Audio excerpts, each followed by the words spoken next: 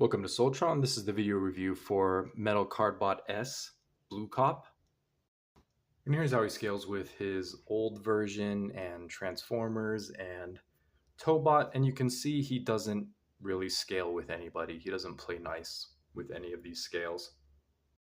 And here's how he looks with the Season 1 metal Cardbots. And you see the scale just really doesn't work. Like, he's as big as a fire truck and an excavator. He's this size. Which doesn't really work, but next to the semi truck, he still looks pretty good because this guy's just so huge. And here's a look at his box. Of course, you get really dynamic artwork that makes you want to buy the toy, and then some of the features on the back, and then his instructions. Nothing special there, just glossy page.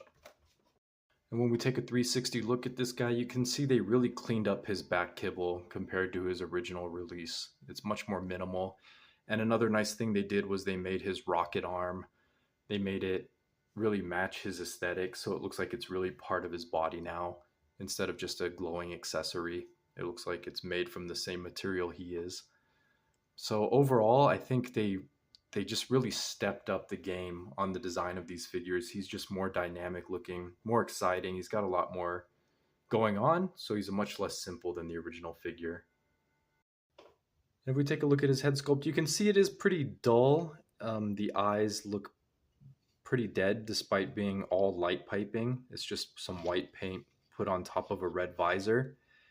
And it looks like his head should glow. It should have light piping here, but it's not. This is a separate piece entirely, which is a really bizarre choice.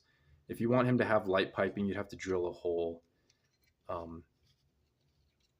into this piece, basically. Right there you go. You can see this is a separate red piece of plastic. It's not part of his eye visor at all. And then you get this blue plastic right there in the way. You'd have to drill through that, which annoyingly is where the screw goes through.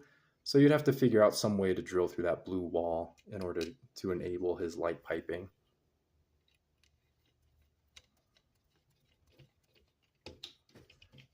Which I'll probably do at some point, to be honest. I think his eyes will look much better if they're glowing. And then, yeah, he's got a couple of accessories. And then let's look at him compared to his original form. You can see obviously giant size comparison. This guy's like leader class, whereas this guy's Voyager. And then you can see just his original form was just more clean and plain looking. This form is just a lot busier, which still kind of works.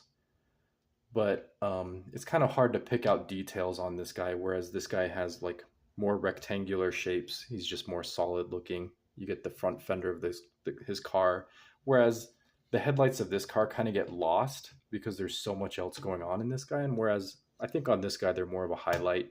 The headlights and the taillights are more visible. And on this guy, you just forget they're there because there's so much to look at. And then if you compare like the head sculpt, this guy just had a dead visor too. And then he didn't have any eyes painted on at all. So he has like more generic robot vibes to him. And of course I customized him, but even with the customizing, there's a huge backpack. And then these panels originally were also on his backpack. So, yeah, if you're deciding between the two, obviously the new one's better. This guy might scale a little bit better with Transformers, but even then he was out of scale because he's like a Voyager size car, which doesn't really make sense. But yeah, I can solidly say that this is the better purchase. And then if we compare his gigantic fists, so his new fist looking very cool and detailed. It's got this nice giant rocket launcher on top. And then this completely encloses his arm as opposed to the first one, which just pegs onto his arm, and then it's got these nice panels on the side. And then of course I did customize this so his fist can open and he can kind of grab things. But his first one was pretty cool, but it didn't look like it was part of his body. This looks like it's actually part of him. And then one thing that this new arm really fails at is it's got these knuckle joints so you can open the hand, but when you open it, it looks like this, which is really stupid. Why would you design it this way? And this thumb is very useless. It's so small that he can't actually grab anything with it. And the thumb should probably be closer to here to be useful. Like I'm doing that with my hand now. But like, yeah, really weird fist design. Like he can't, if he was like slapping someone, this is how his fists are, and his fingers can't straighten out all the way. It's just weird they gave him no hand articulation. You would think this figure would like be picking people up and like, actually maybe this actually doesn't look too bad when it's kind of curved. Maybe this way he can just grab other robots and throw them around. Yeah, I guess, okay. When you do this, you can grab like a deluxe size figure and you can actually hold on to it. So that's kind of cool. The fingers will wrap around it. I guess that makes more sense.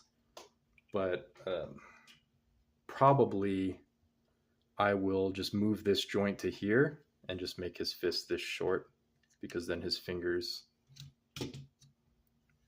like that, then his fingers would just make more sense, and then I would allow them to straighten out. So I'll trim whatever plastic's in the way here, preventing his fingers from straightening out all the way. And then his fist will just be that size. And then I'll use this joint or whatever pieces I have left over and make his thumb bigger, because his thumbs are just too small, and then probably reposition it here. So yeah, already planning the customizing, of course. But yeah, still pretty good even if you're not going to customize it. I guess the fact that he can grab a deluxe size figure kind of makes up for it. This looks sort of acceptable, but of course, folded up in fist mode is where it's at. And then it can do this just for transformation. You can get some fist articulation, so that's cool. And then he's got this glowing chest, which is also an accessory and not part of his body. So this is all just red plastic, and then a lot of paint, which is unusual because usually they do plastic parts to separate the colors, but I guess that's getting too expensive. So yeah, really good looking. And then he's got like these nice metallic red highlights behind his neck, which is only there for this mode, so it's a really nice effect. And I also like that his shoulders can compress. This is for transformation, but you could do it in this mode and just make him look more slim, which is pretty cool. And then the other accessories he's got is he's got these pistols, which are down by his ankles, which are going to be impossible for him to ever reach, unfortunately. So I imagine if they're down here in the show that they just like shoot out and then he catches them in his hand, I'm guessing is what happens, because there's no way he's crouching down to pick these out of his boot. But yeah, you get like tiny little flimsy pistols, nothing too special there. They're a lot like the original ones. Yeah, they're just very skinny. You could, if you wanted to, you could probably break them with your fingers.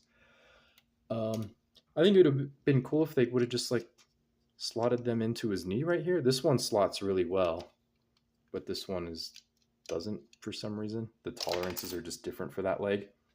I think that would make more sense, and then he can just actually reach down and grab these. But yeah, you can get, if you extend his shoulders out, you can get some kind of pistol wielding poses out of him. You can get like this gunslinger looking mode, which is pretty cool. And then he's cheating a little bit because he doesn't actually have bicep swivel, so he lost that for some reason. I think that's the only articulation that I miss is, yeah, if he had bicep swivel, it would really help with this, and it would really help with this giant fist, but maybe this would be too heavy, and maybe that's why they decided to get rid of it, even though the original figure has it. But you can still get some pretty good looking action poses out of him, especially because this guy gains, he gets a thigh swivel, which the original didn't have, and he's got universal joints, of course, so you can get all of that going. And then he's got this panel in the back of his leg now, so he can't quite open that up, but you can move the panel, and you can get about 90 degrees on his knee. And then nothing in the foot, just the transformation joint. So pretty good on the legs, and he does have waist swivel, which the original figure didn't have. It's kind of pointless, I think. Usually when you do waist swivel, it kind of breaks the sculpt anyway. I just never really use it. And then he doesn't have any wrists, which which a figure of this size probably should. And then he does have 90 degrees on the elbows on nice ratchets. And then he's got like this clicking transformation joint. And then he's got his regular clicking swivel here, which is 360. And then he does have the outward motion, which doesn't crush his head, thankfully, because of his little butterfly joints here. So excellent on articulation. Oh, and he's got a ball joint neck. So not much more you could ask for, except for ankle pivot would be great, wrist articulation, and then bicep swivel is the one that I think he's really lacking. But yeah, great articulation otherwise. So you got to transform this guy. You're just going to go ahead and store his weapons back on his boots.